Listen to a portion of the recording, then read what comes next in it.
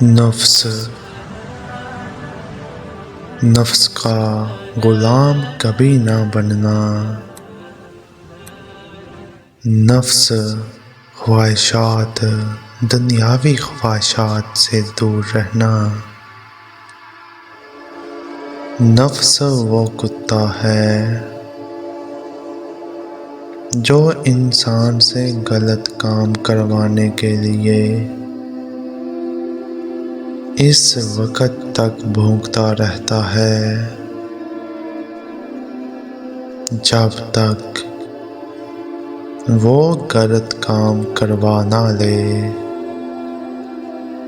और जब इंसान वो काम कर लेता है तो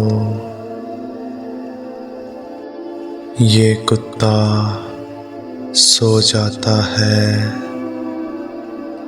लेकिन सोने से पहले ज़मीर को जगा जाता है।